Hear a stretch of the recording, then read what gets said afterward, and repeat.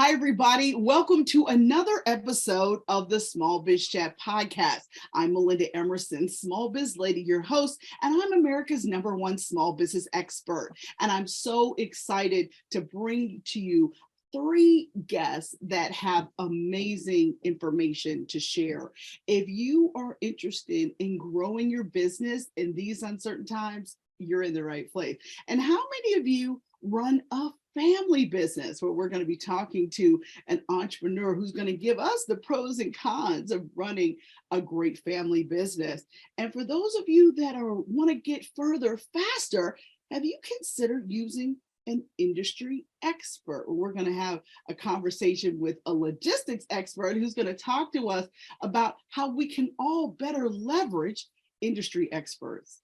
Now, listen, I know you guys have heard the statistics out there. 2023 is supposed to be a doozy for our economy, but that doesn't mean your small business is going to struggle. We're going to give you tools and tips today so that you can position your business to be one of the winners out of 2023. And certainly, if you've been trying to figure out how to better communicate in your family business, we have a great family business owner here today who's going to talk to us about how she manages as a second generation business owner. We're also going to be talking about what it means to bring an expert into your business, sort of like the do's and don'ts of hiring someone to help you grow your business. Now, here at the Small Biz Chat podcast, we bring you small business experts from multiple angles to give you different perspective. This is advice that you'd really be expensive for you to pay for, but we always make it available because I want you to win in your business. The mission of Small Biz Chat is to end small business failure. And that is what we are about here today. The Small Biz Chat broadcast can be seen on my Small Biz Lady YouTube channel and also on my Small Biz Lady Facebook page. If you haven't already done so, like my page, leave a comment and let us know if we are saying something that is resonating with you right now in your business. Now it's time for me to introduce my guests. Tonight's guests are Brian Johnson, CEO of Main & Johnson, Christine No, owner of sneaker and streetwear company Noble, and we're going to be talking with Jai Mays of Mays Freight Logistics. And I am excited to hear from all of them. So now let me introduce my first guest, Brian Johnson. He is the CEO of Main & Johnson, a Charlotte, North Carolina-based business consulting and coaching company aimed at seeing small and medium-sized businesses thrive, not just survive. Main & Johnson partners with business owners to bridge the gap between what success they had and the success they seek. Brian and his team specialize in project-based consulting to provide both assessment and strategic process as well as deliver, and they also will deliver on the execution phase. The organization has subject matter experts that are adept at looking at a wide range of desirables and deliverables within any organization, whether it's people, process, or performance. For more information, head over to mainandjohnson.com. Brian, welcome to the Small Biz Chat podcast. Hey, Melinda, thank you for having me. I'm excited to be here. Oh gosh, well, you got to tell me your backstory because you grew up in corporate America. You built big divisions of some Fortune 500 companies. So I got to know what made you walk away from that to start working with small and medium-sized businesses. Yeah, it's kind of interesting. I mean, everybody has their own story, right? And not all of them are, going to follow the same path. But for me, I'll start with what got me out and then go back to like what got me in. But getting out was really when you get to that point where like you've just enjoyed what you're doing, but you want more control over your lifestyle and things like that. You feel like I've learned a lot. I worked for great companies. This like I had to get out because it was a bad situation. It was a choice to get out because I wanted to, improve my own situation. And, I kind of didn't want to be on a plane all the time. Well, guess what? I'm back on a plane all the time, but at least I made an honest approach to try to be a little bit more community based. And I have not lived in Charlotte my whole life. I'm actually from Ohio and got relocated down there. So, you get a little bit warmer weather, a little bit more Southern lifestyle. And, you kind of start to say like, could do this forever, and then my company that I last worked for, their headquarters was in Ohio, their global headquarters. And there was always going to be a direct path back to Ohio. And I got to the point where I was like, I think I'm comfortable here and I want to stay. And then just said, take inventory of what you're good at and what you like doing. And how do I form a business that just does that and get rid of all the stuff I don't like? And that's what I did. And how long have you been in business? So I've had my business for about 5.5 years. So, I mean, you mentioned statistics and things like that about small businesses.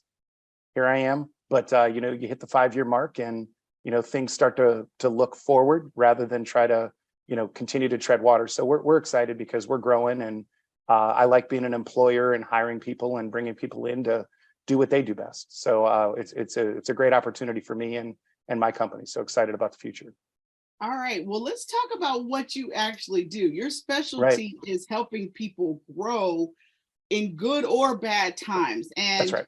so I wanted to talk to you about how much does customer retention have to do with sort of like any growth strategy for a small business? Yeah, I get into this discussion a lot, and some people are like, "Oh, my customers only buy here and there." You know, I mean, you know, they come in, they shop, then they leave, and there's not a lot of need for them recurring. But your customers that come in and already like you and are already raving fans of you, those are the ones you want to nurture, because I mean, you have a couple ways that you can make money. Obviously, get new customers; those are great. Everybody kind of gears their sales force around, let's go acquire new customers. Do it, please do. But your existing customers can buy more and they can spend more when they buy. So why are we not like spending more time making sure that those people are taken care of? And we all know like the cost of acquiring a customer is greater than keeping the ones you've got. Like we all know the numbers on that, but being very intentional to maximize the lifetime value of a customer is something that we try to focus on with people. It's, you know, it's kind of like the grass isn't always just greener on the other side. Like let's fertilize and mow the lawn we've got. And you can do a lot with that. I could not agree with you more. I'm a big harper of customer retention. You know, it's cheaper to keep a customer than it is to go out and get a new one. And they become a sales force for you too.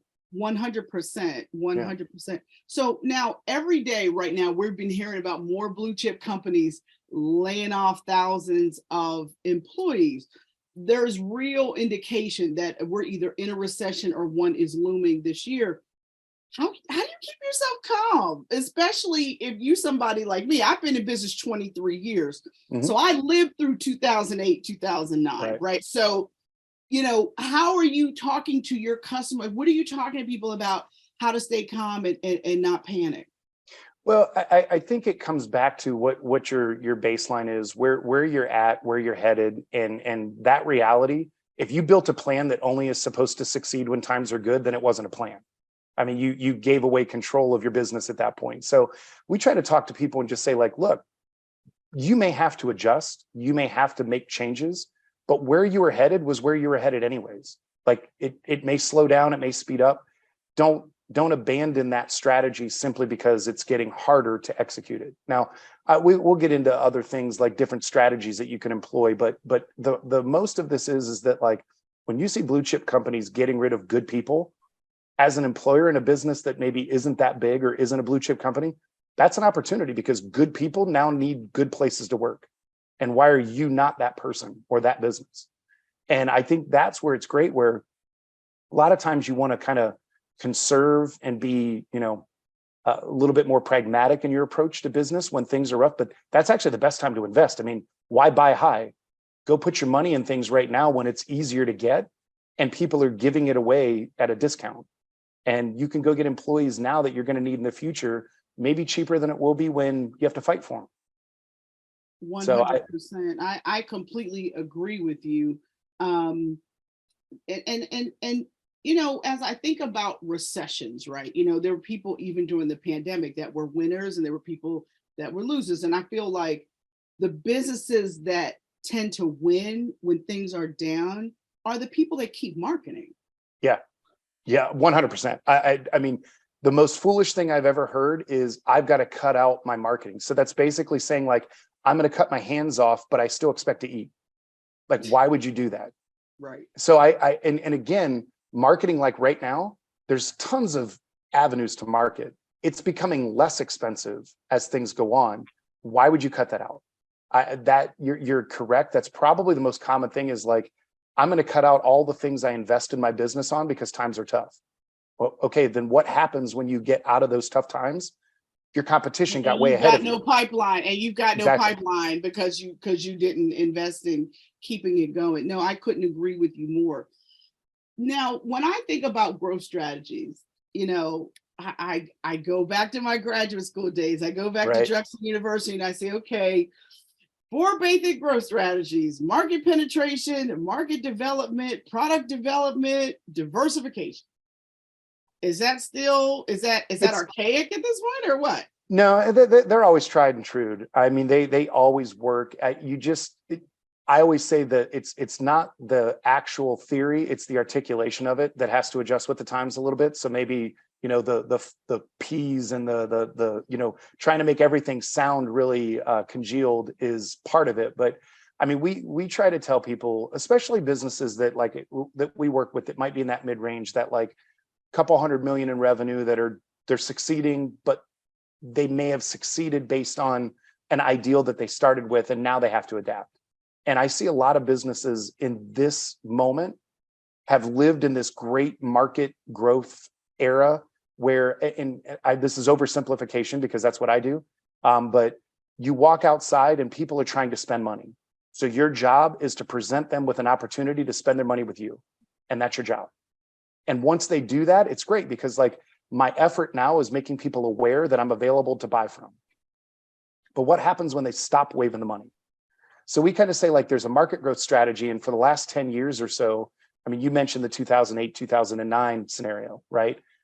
Most businesses, especially smaller ones, weren't around 10 years ago. I mean, statistics say they weren't, right? And so they're looking at things saying like, wow, this is great. I just show up to work every day and people buy from me. Well, what happens when they're not trying to spend their money with you anymore and you've got to go get it? And so that market growth strategy is like, hey, I've got a pie that like I'm involved in and I have a slice. And as long as the whole pie keeps growing, my slice grows and I'm happy. But what happens if the pie stops growing? What do you do then? And then you have different strategies that you can look at, like share gain. Like, how do I take a bite out of somebody else's slice without the pie getting bigger? So my slice gets bigger and somebody else's gets smaller. Or how do I transform the market or the pie that I'm in a way that the pie gets bigger and they might buy from my competition, but do I care? Because if I have a share gain strategy, I'll go take it later. But I'd rather have a bigger pie to fight over than a smaller pie and have to keep fighting back and forth on it. And then adjacencies are just things that you might be able to get involved in that you have a core competency on, and it's a slight sidestep. You just say, you know what?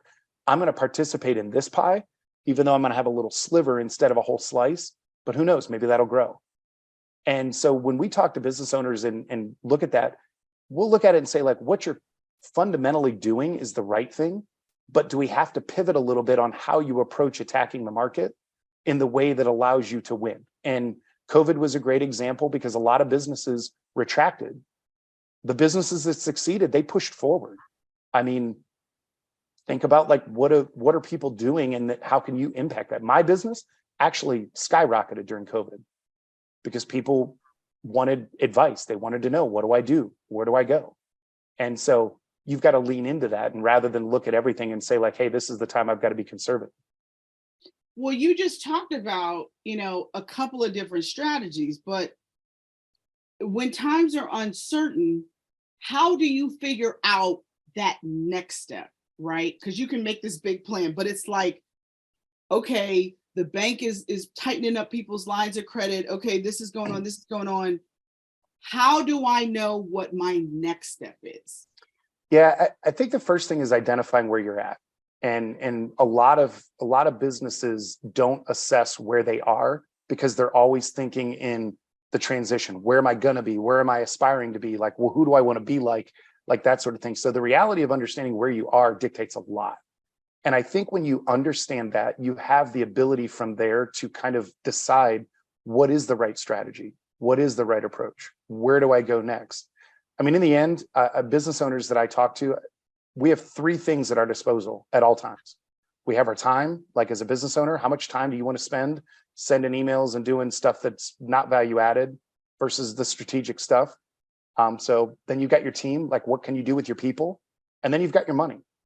Like those are your three resources.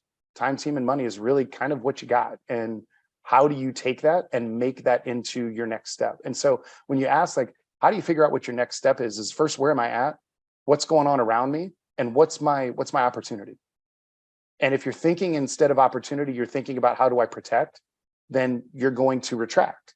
But if you think about opportunity, like where can I press in and lean forward? And it may not be in all your revenue streams.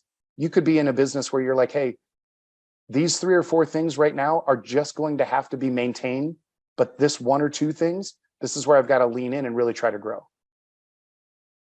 That really, really makes a lot of sense. All right, listen, when we come back, we are going to talk even more with Brian Johnson about how to grow your business in these uncertain times. I'm Melinda Emerson, the Small Biz Lady. You're watching the Small Biz Chat podcast, and we will be right back. Are you ready to become a boss? Hi, I'm Melinda Emerson, Small Biz Lady. Click the button below and take my free boss quiz. This assessment will help you learn your entrepreneur type and find the right business model for you. Get this information about the #1 asset in your business. Yeah, that's you.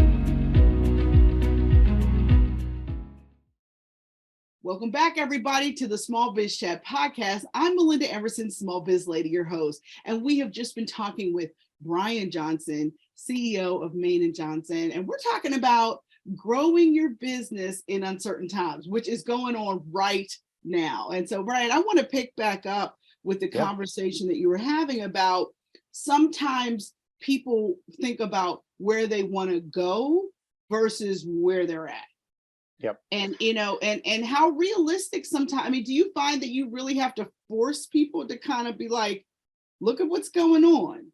You know, yeah, we are people do. more so aspirational, or is it like, no, let's look at what happened last quarter? I mean, you know, like how granular do you have to get with people?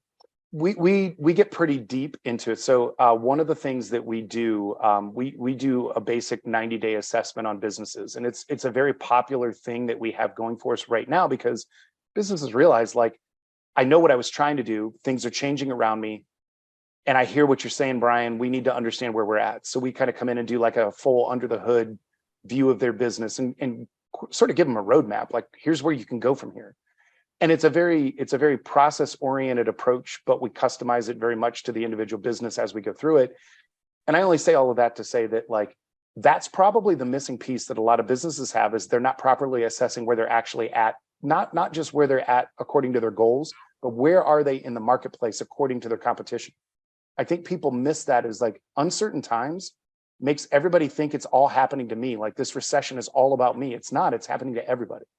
I mean, if you believe we're in a recession, it's worldwide or it's nationwide or whatever, but that doesn't mean that you're stuck in this spot of, well, we all have to like conservative now. No, you just may have to redirect where you're going to be aggressive and focus that in a different way. And that kind of assessment approach is why we give business owners, like, here's just where you're at. This is the reality. This is what your business is worth. This is the strategy you've used that's worked. Here's what your customers say about you. Here's, you know, the level of loyalty your employees have about you, and go from there. I mean, leverage what you're good at. Do you find that businesses come to you because they're trying to build their valuation? They're trying to build the value of their business because they're looking maybe to figure out their exit strategy?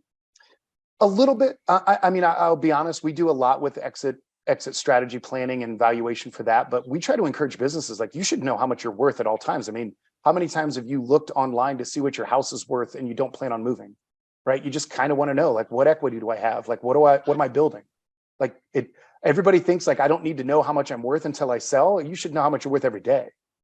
So we should be having that conversation a lot more. And we get a lot of companies work with us, not because they're trying to sell, but they want to know, like, how much am I worth? Like, where is my value being generated from? Not just in dollars, but like internal capability. I mean, we always kind of laugh because, like, you go to meet with a broker and you're going to get the Kelley Blue Book value of your car when you talk with them, because they can't know everything until they literally get under the hood. And so that's what we try to spend our time doing, is I want to see your whole business and tell you that, yeah, this modeling tool will tell you you can get a multiplier of 5x, and it's probably right. But that company that's looking at buying you, if that's the route you're going, they're going to find out there's a lot more to what you've got because we took the time to like diagnose it. And if you're not looking to sell, this is an even more valuable tool because now I know what to build on. Like valuation is not simply around what am I going to get when I exit? What do I have right now? And why am I not looking at that more solidly and planning around that? I feel like you're preaching, Brian. I mean, I'm like, yes, yes, I yes. just need an organ. I just need an organ. Please tell them, please tell the people. So listen, I've got one last question for you. What Please. is the best business advice that you have ever received? Ooh, okay, wow. I've had some good ones. Probably the thing that I think resonated the most to me was when you're not sure what to do next, do the last thing that you were successful at. And I feel like that gives you something to allow you to continue to accomplish, even if it's harder, even if it's slower. It doesn't mean that you don't change, but until you figure out what you want to do, keep doing what you're doing well. Love it. Love it. Thank you so much, Brian Johnson from May and Johnson. His company coaches businesses. And, now I know why, because you got it going on. Thank you so much, Brian. And I appreciate it, Melinda. When we come back, we're going to be talking about what it's like to run a family business and how we can all be more successful at it. I'm Melinda Emerson, the Small Biz Lady. You're watching the Small Biz Chat podcast, and we'll be right back. Hi, I'm Melinda Emerson, Small Biz Lady, and I want to welcome you to Small Biz Lady University. Our mission here is to end small business failure. So all of the courses here are about two things: how to become your own boss or how to make money online. So that's what we do here. So whether you want to learn about email marketing and sales funnels, or you're ready to get started with social media selling, or if you're really just getting started with e-commerce, you might want to jump into our How to Sell and Market Online course. Either way, if you want to learn how to become your own boss and do it well, I have everything you need here at smallbizladyuniversity.com. If you have any questions or have any technical problems getting signed up, just email us at support@melindaemerson.com. Take care.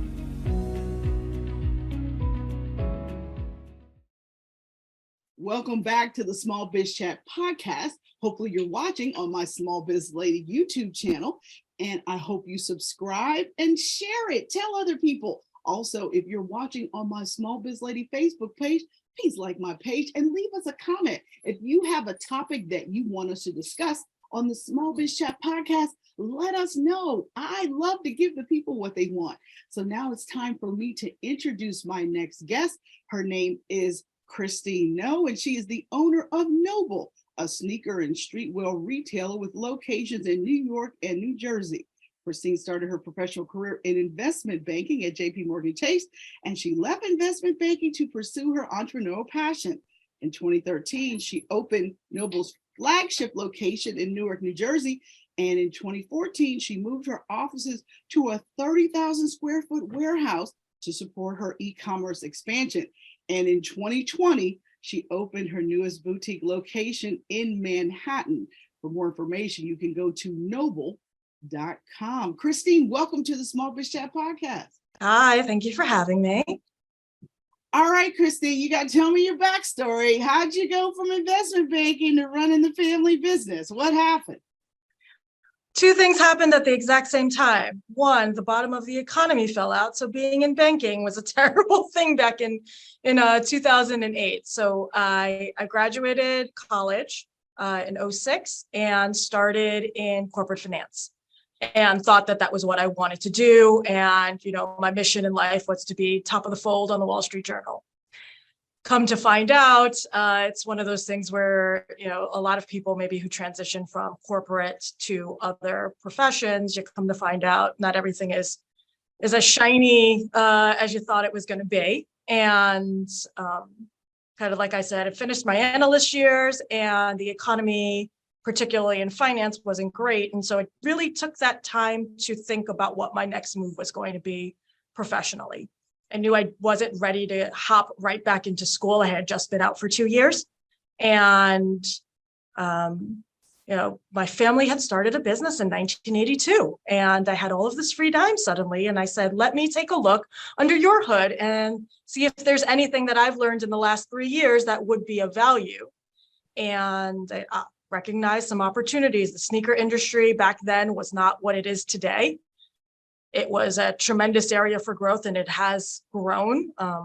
Before, sneakers were much more niche, and now pretty much anyone I talk to, if I say I'm in the sneaker business, they want to talk to me about how incredibly challenging it is to get shoes for their son, daughter, nephew, niece, whomever.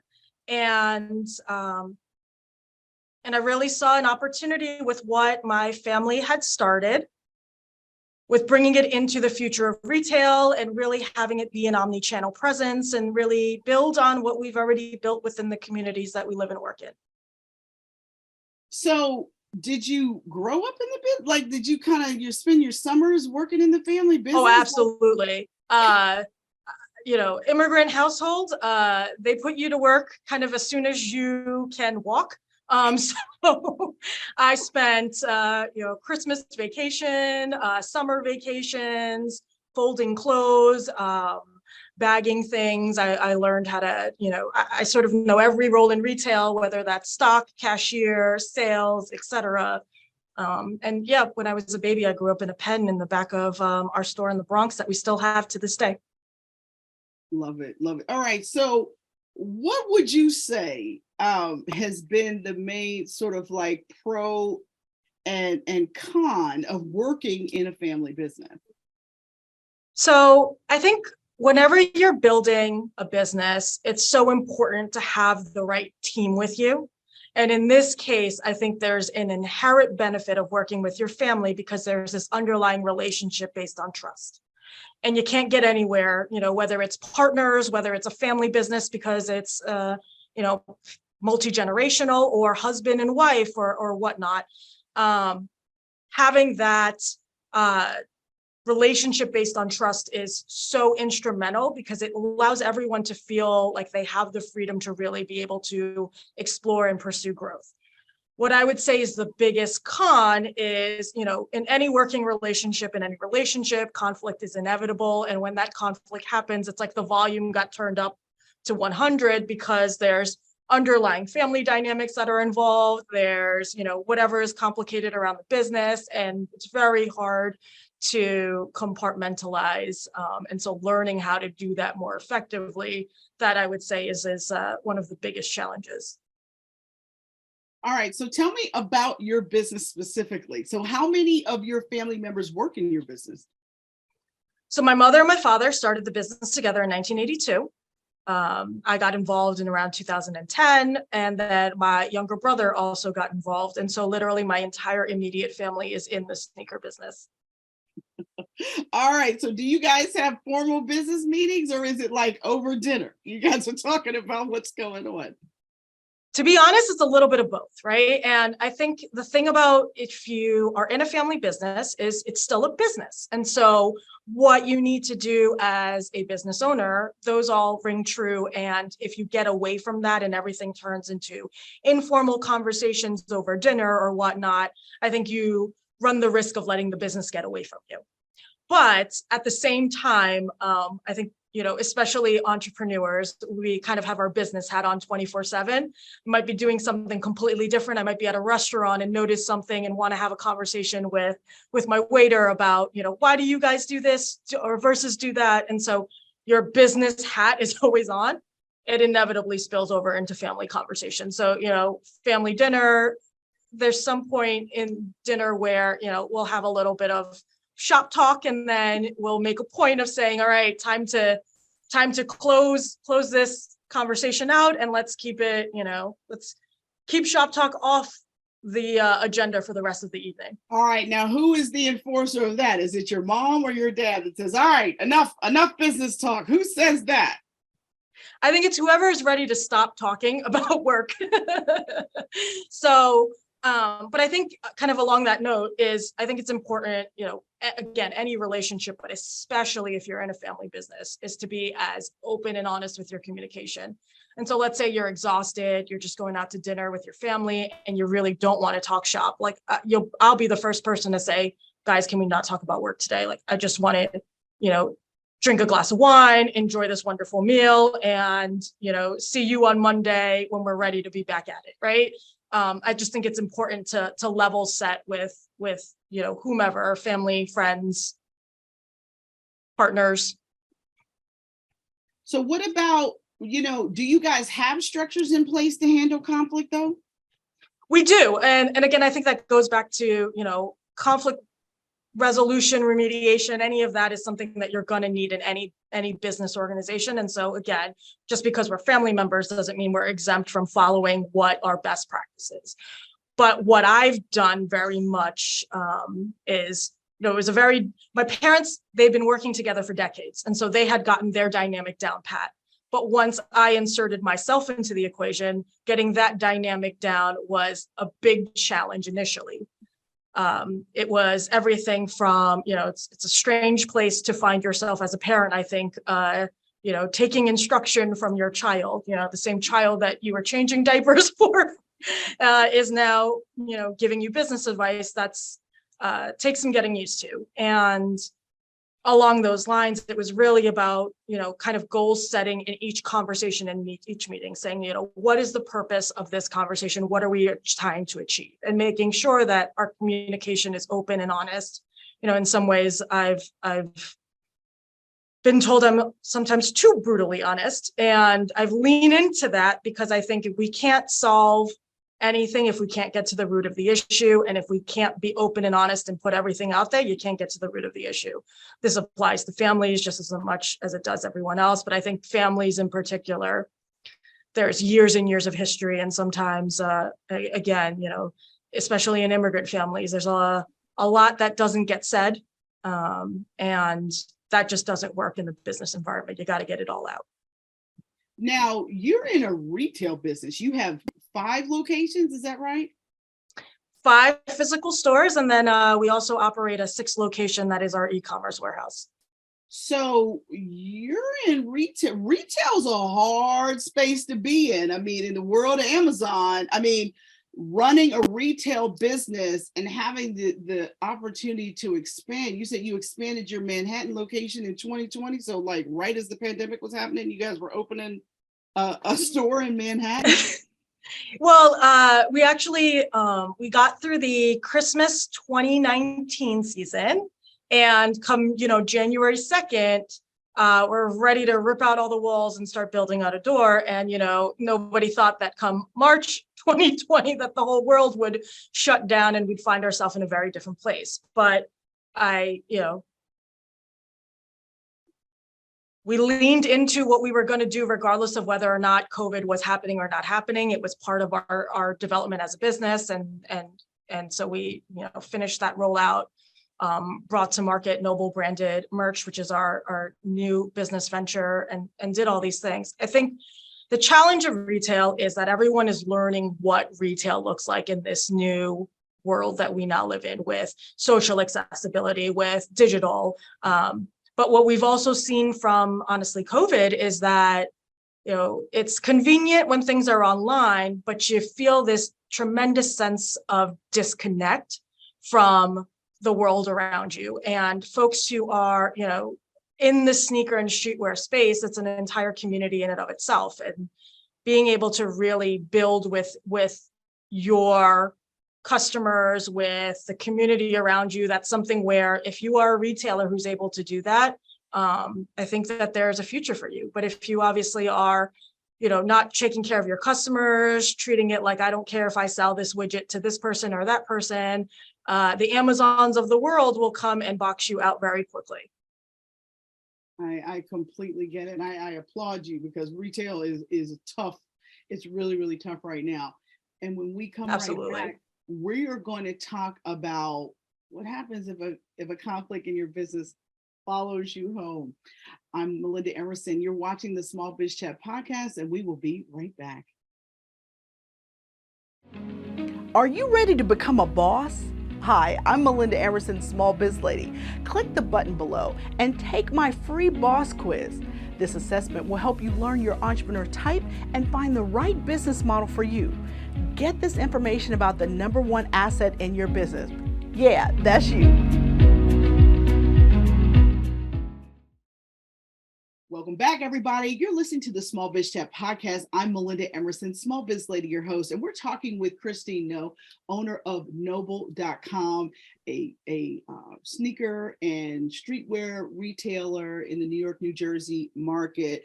Christine, tell me about, was it hard to switch over from being just a traditional storefront to becoming an e-commerce retailer, especially during the pandemic? Was that largely when you guys made that transition?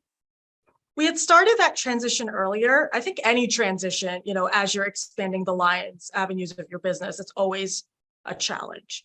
And my parents are now in their late 60s, early 70s. Obviously, e-commerce is very new and foreign to them. I don't think they do a lot of online shopping. I'm still in the situation where I do most of it for them. So, we've got 2 ship-to addresses on Amazon. But they understood how invaluable it was to grow in this channel of distribution.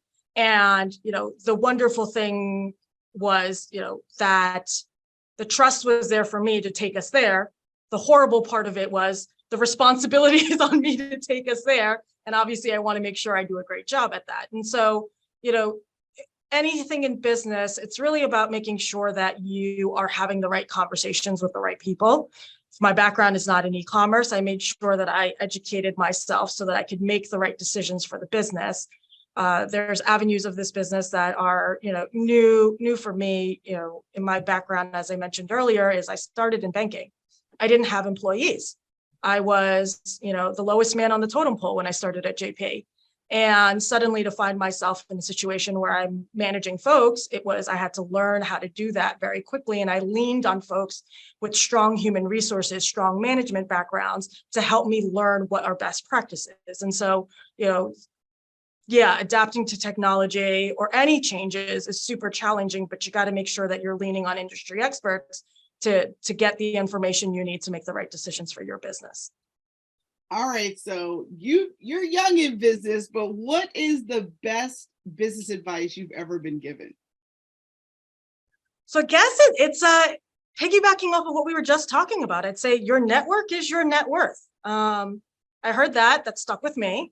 And I think it's so important to make sure that, we all know what we know, but we don't know what we don't know. And as an entrepreneur, you've got to put in that legwork and seek persons out, seek that information out. And I never forgot that. And I try to make sure I'm doing that every day. I love it. I love it. Thank you so much, Christine No. She's the owner of Noble.com, which is a sneaker and streetwear company based in New York and New Jersey. All right, when we come back, we're going to be talking about how to leverage industry experts in your business. You're watching the Small Biz Chat podcast. Stay with us. Hi, I'm Melinda Emerson, Small Biz Lady, and I want to welcome you to Small Biz Lady University. Our mission here is to end small business failure. So all of the courses here are about 2 things: how to become your own boss or how to make money online. So that's what we do here. So whether you want to learn about email marketing and sales funnels, or you're ready to get started with social media selling, or if you're really just getting started with e-commerce, you might want to jump into our How to Sell and Market Online course.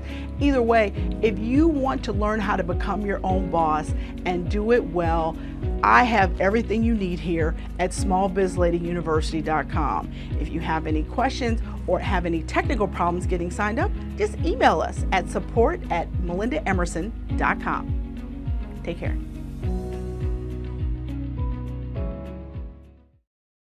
Welcome back to the Small Biz Chat podcast. And we are now going to be talking with an expert who's going to talk about why all of us need to consider using industry experts in our business. Let me introduce my next guest. Her name is Jai Mays. She is a speaker, author, and community advocate. She is the CEO of Mays Freight Solutions, a third-party logistics services based in Overland Park, Kansas.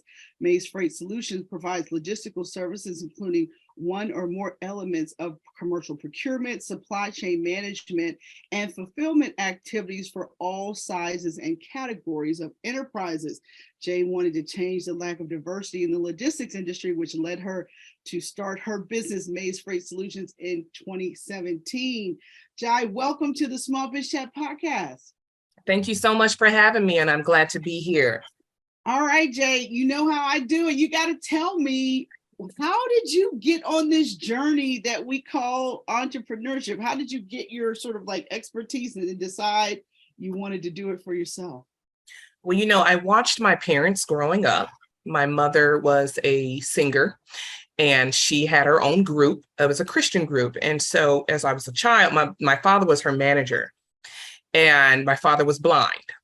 And so I always wondered, how is a blind man managing my mom? And how's my mom letting this happen? Because she's so, and so there's a gospel group, and we toured a lot around the country. She got to sing for Jesse Jackson. She got to sing with Earth, Wind and Fire. She did certain commercials. She had 4 albums that came out, and I just watched how they were moving. And also I have a godfather who is also blind, and he and my father went into finance together. So I was I can't say groomed, but I had a great examples in front of me, great examples that you can't let disabilities or setbacks set you back.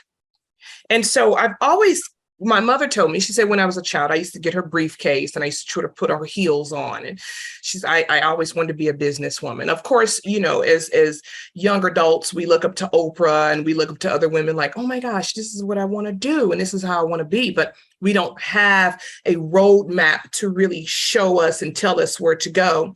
And so I put my hand in this and I put my hand in that. And I went into retail and I went into the beauty industry, and it just wasn't working for me. So, my father would say, try different things, and the one that's your niche, you'll know which one it is. And so I did. Well, I ended up in corporate America. And was I happy in corporate America? I was, because I was starting to learn. I was starting to learn camaraderie, to be around people, and just to learn the different pyramid of a corporation. A girlfriend of mine told me, she says, hey, there's this new company that's out. They're the bomb. And they're very family oriented, and it's in freight transportation. And of course, I've had uncles and cousins who drive big rig trucks, but the light bulb never came on to say you could be the person behind the scenes controlling the truck drivers. It never hit me. So I applied for the job, and I got the job. And the job that I want, the position that I wanted, was not available. But I told the lady in HR, I said, you just put me in customer service, I'll work my way up. I really will. I wanted it that bad. If you're going to go work for a huge investment firm, you just want to get your foot in the door and you can work your way up. You can grab a network and maneuver and get to where you want to go. But I didn't just want to grow fast. I wanted to learn as I grew. So I started working for this transportation company. And lo and behold, the CEO saw something in me that I did not see in myself. And he took me under his wing, and a lot of the C-suite executives also.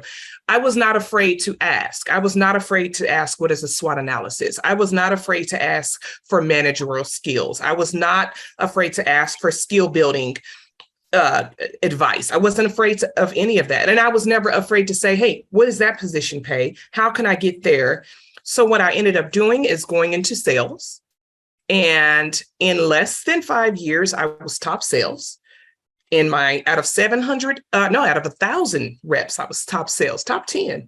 And so as I was on the sales floor, feeling good, feeling pretty puffed up, I noticed that there were not the diversity, it was not there. It was not, there was a little bit of women, but the diversity that I was really looking for was not there.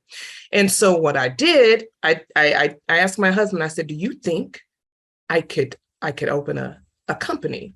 And he's known my background, known my parents. I also come from a church background. So, your parents, and when you're in a church, I'm a PK. So I've been the praise and worship director since I was 6. So I'm not afraid of crowds. I'm not afraid of speaking. I'm not afraid of dancing or any of that, because they pushed me in front when I was 5. And so he said, I asked him, I said, do you think you can do this? And he said, of course you can do this. And that's what led me to open Maize Freight Solutions. 2 things, the lack of diversity, but I'm going to be honest. If I had known the information that I know now when I was 18 years old, I'd be, of course, a lot further than where I am now. Now we are a startup. We'll be 6 years old this year, and God has blessed us exponentially. We've seen, extreme growth. But if I had have known, Melinda, what I know now, of course, we always want to say, if I would have known then what I know now, that's always the thing that comes in our head. But that's how I got started with Maize Freight Solutions. I wanted to help my community. I wanted to build my community, and I wanted to offer an alternative that you can work for someone, but also have that entrepreneur mindset. And that's what logistics does. And also educate everyone that everything that is around you, that you have on and that you eat, has to be shipped. So that's how it gets to your table. I love it. I love it. So one of the things that you're a bit advocate for is people bringing in industry experts so that they can go further faster. Why do you think that's so important? Because we don't know everything. We know what we know, but we don't know everything. And the world is so big and so broad. And there's different people in the world that God has given different talents to. People research different than others. People study different than others.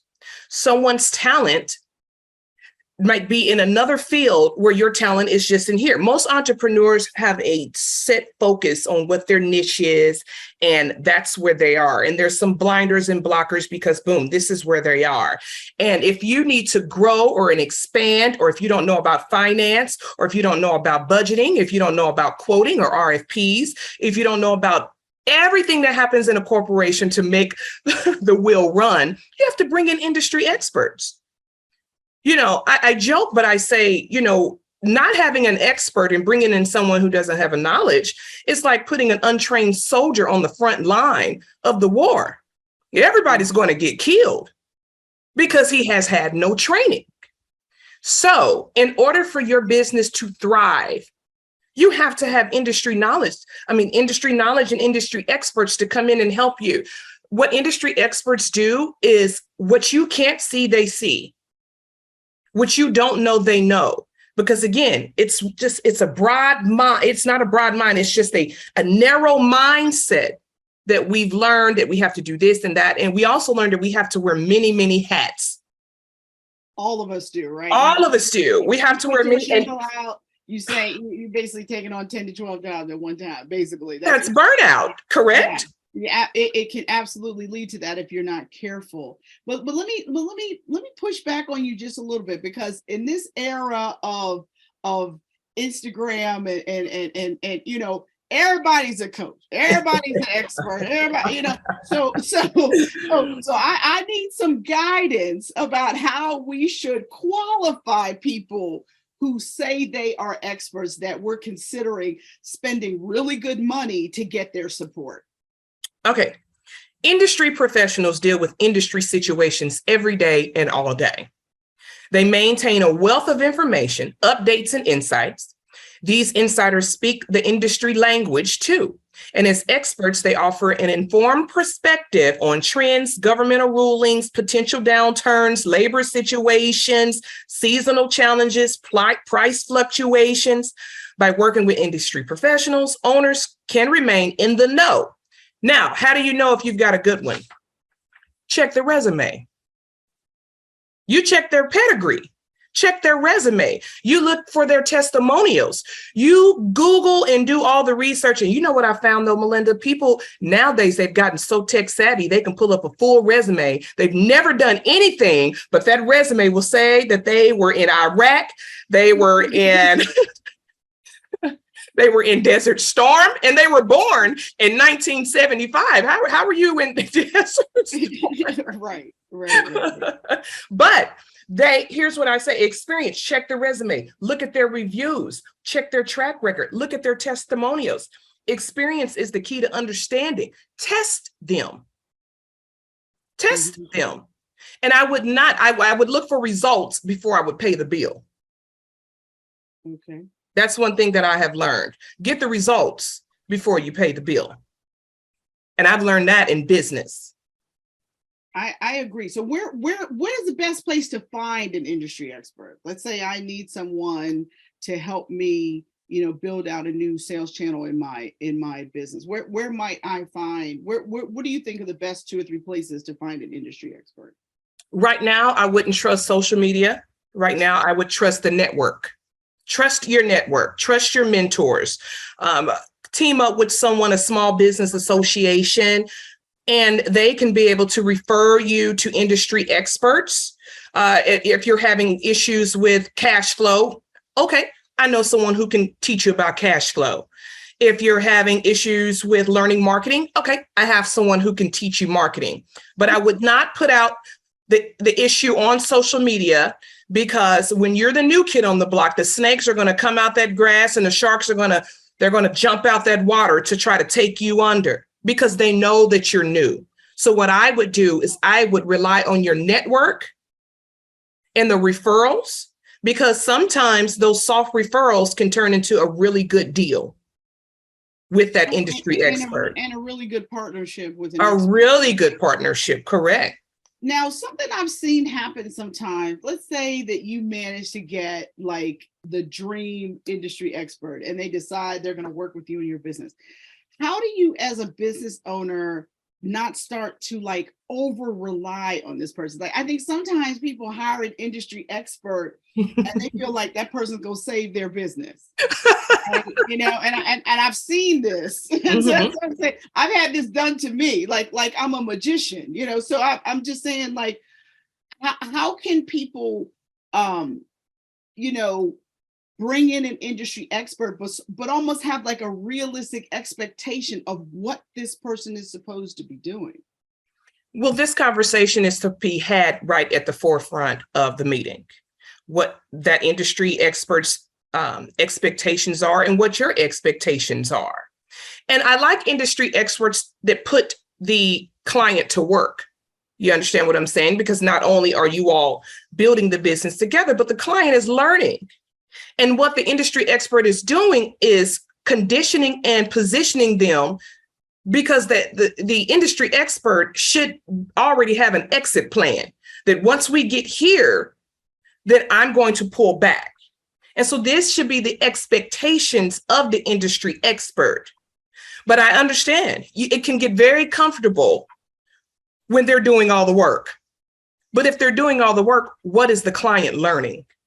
Because once the industry expert goes away, are you going to apply that knowledge? Or are you going to cry and go find another industry expert to try to come, fix you back up? So I think, honestly, that the industry expert needs to set expectations and the client needs to set expectations.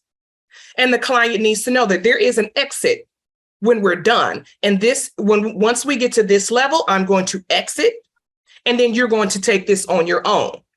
And if the client cannot take it on their own, there's 2 things. Either the industry expert was not good, or either the client just wasn't paying attention to anything that the industry expert was doing. And the client is just, they don't care. They just want someone else to come in and do it for them.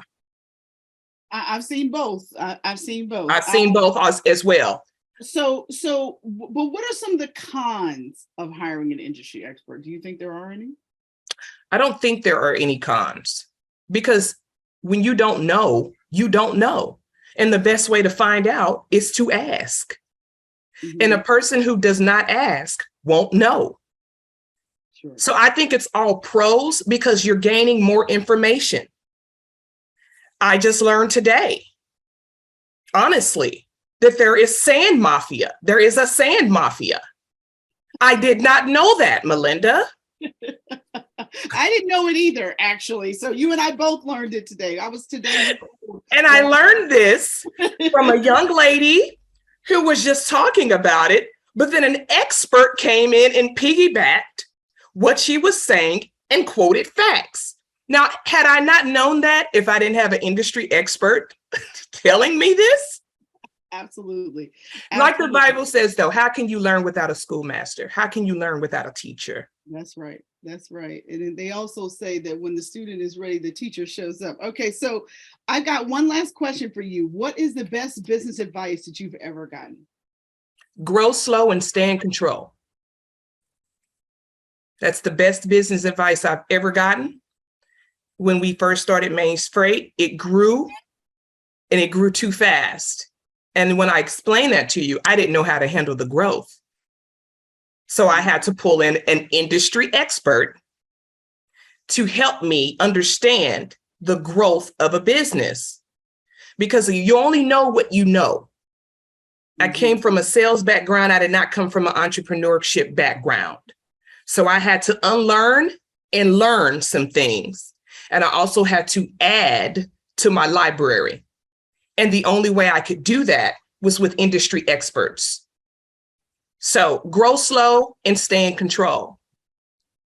Love it. Love it. Thank you so much, Jay Mays. You are just such a breath of fresh air. I have enjoyed you immensely. Now what I want to do is bring back all three of my guests. So I'm going to invite Brian Johnson to come back on with us. We're going to bring Christine No back on with us. And we are going to have a quick little panel that I like to call Hit It and Quit It. And let me tell you guys how this works. I'm going to ask one question of all three of you. You're only going to have 30 seconds to answer, and you cannot repeat somebody else's answer. Now, go over 30 seconds, I'm going to give you the cowbell, and I don't want to give you that. So make sure you mind my rules. All right. I love it. Brian, since you've been on ice the longest, I'm going to start with you. So I'm going to come to you first, then Okay. Christine, you second, and then Jai, you third. All right. So our first question is, what is your favorite podcast? Brian, what is your favorite podcast? Now, I'm going to be really super selfish on this one because I'm a host of a podcast. And as a transplant to Charlotte, I have a podcast called 4 Transplants and a Microphone. And we tell everybody really what to expect when you come to Charlotte. So we give the outsider's perspective of what the insiders have known for a long time. So that's my favorite podcast. Love it. Love it. All right, Christine, what is your favorite podcast? I can't beat that. I don't have my own podcast. What I will say is the podcast I listen to the most is Up First, NPR. I start my day with that. I feel like if you don't know what's going on in the world around you, you can't make good informed decisions. And so here we are. I like that one too. Solid. All right, Jai, what is your favorite podcast? The Small Business Chat podcast. And I'm not tooting your horn. I am just saying you have some fantastic guests that has been on your podcast that I have learned a lot from. I almost said that too. I mean, I do. I was just listening to your podcast the other day. So it's the Small Business Chat podcast. Thank you. You're so sweet. All right. Next question, you guys. Christine, I'm coming to you first this time, then you, Jai, and then you, Brian. What is your favorite business app? Favorite business app? Ooh. Okay. We use Slack a lot.